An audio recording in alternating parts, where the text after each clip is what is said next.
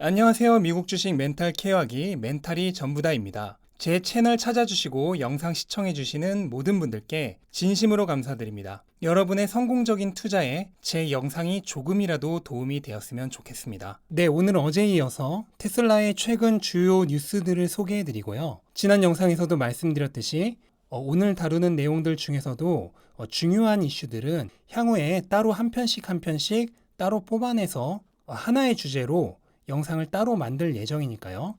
관심이 있으신 분들은 기대해 주시기 바랍니다.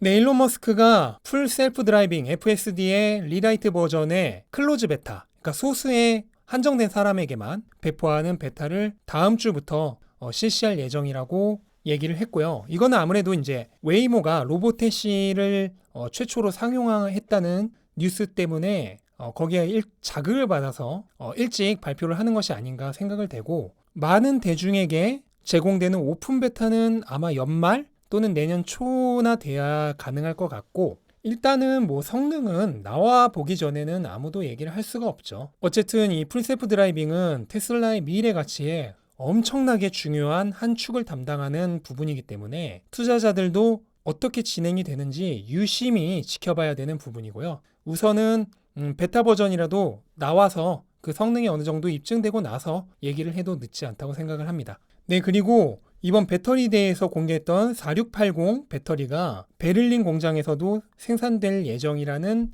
얘기가 있습니다. 현재는 이제 프리먼트 공장 옆에 있는 카토로드라는 곳에서 내년까지 10GWh를 양산하는 것을 목표로 하고 있는데, 이게 이제 달성되면은 어느 정도 규모냐고 하면 세계에서 13번째 생산 거점이 되는 겁니다. 그러니까 절대 작은 규모가 아니에요. 그리고 배터리 대회에서 약속한 걸로는 22년에 100GWh를 양산할 거라고 했죠. 그러려면 이제 갈 길이 머니까 베를린에서도 만들어야 될 필요가 있는 거예요. 그렇게 베를린에서 만들어서 베를린에서 생산되는 테슬라의 이 4680 배터리를 바로 투입을 하겠다는 뜻이죠.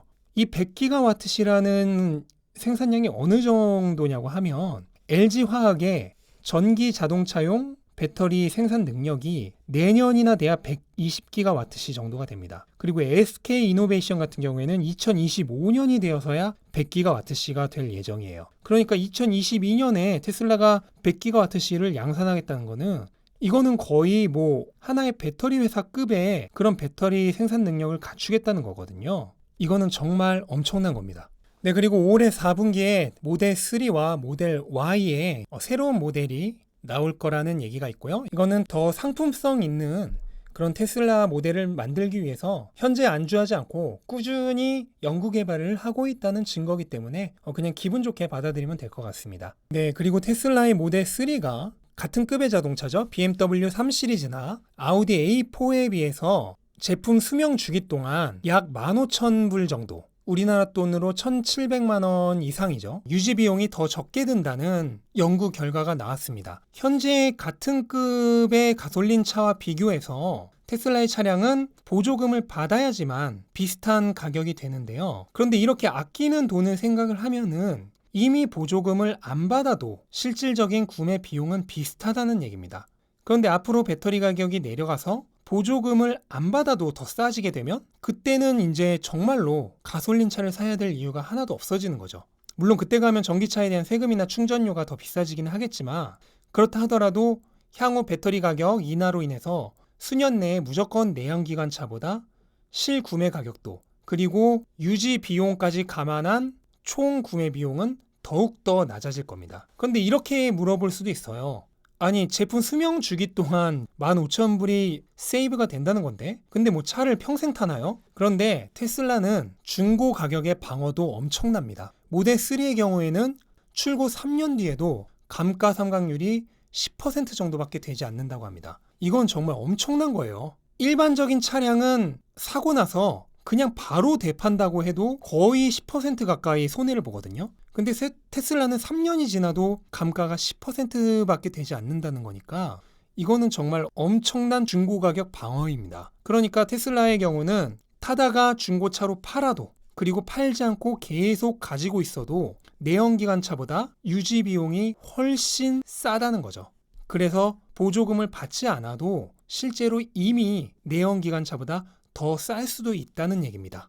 네, 그리고 테슬라가 영국의 자동차 잡지인 오토 익스프레스에서 올해 신차상을 수상을 했는데요. 이런 자동차 잡지들은 전통적으로 전기차를 별로 안 좋아합니다. 자신들의 원래 돈줄이 이제 내연기관차고 그 회사들이잖아요. 그러니까 어떻게 보면 전기차는, 그리고 테슬라는 굴러온 돌이에요. 그래서 그 굴러온 돌인 테슬라를 별로 안 좋아하는데, 이렇게 잡지들에서 테슬라의 차량을 좋게 평가하고 있다는 얘기는 이제 전통적인 자동차 시장에서도 그 흐름이 바뀌고 있다는, 어떻게 보면 그런 작은 신호가 될 수 있다고 저는 생각을 합니다. 그래서 별거 아닌 것 같은 뉴스지만 이런 작은 뉴스 하나하나들이 현재 자동차 시장의 흐름이 바뀌고 있다는 것을 작게나마 암시해주는 지표이기 때문에 이런 뉴스들도 나름 의미가 있다고 생각을 합니다. 결국 이런 작은 변화들이 모여서 큰 변화를 이끌어내는 거거든요.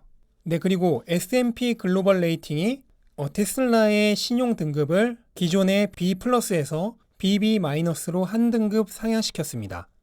BB-는 아직도 투자 주의 대상에 해당하는 등급이고요. 앞으로 3등급 더 올라야 투자 적격 등급이 됩니다. 이게 등급이 오르면은 뭐가 좋냐면은, 우선 이제 기관들은 이런 투자 등급에 따라서 그 투자할 수 있는 금액이나 비중에 좀 한계가 있는 그런 규정들이 있는 경우가 많이 있거든요. 그렇기 때문에 등급이 올라가면은 기관들의 투자가 확대될 수 있고요. 그리고 당연히 회사의 신용이 높아졌기 때문에 회사채를 발행할 때 낮은 이자로 발행이 가능하게 되죠. 그럼 저번처럼 일시적인 주가 폭락을 가져왔던 유상증자 등이 필요 없게 됩니다. 그냥 회사채를 발행해버리면 되니까요. 그리고 테슬라 주주님들에게는 약간 애증의 관계라고 할 수 있는 S&P 500의 편입 가능성도 당연히 더 올라가게 되겠죠.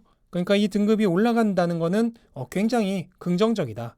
뭐 아직도 투자 주의 대상이냐 이런 말씀을 하실 수도 있는데, 중요한 거는 경향이에요. 지금 테슬라는 투자 등급이 계속해서 상향 중이다. 이 경향이 중요한 겁니다. 그리고 이제 이런 S&P 같은 전통적인 기관들이 아직도 테슬라 같은 혁신 기업들을 제대로 평가하지 못한다는 것을 보여주는 반증이기도 해요.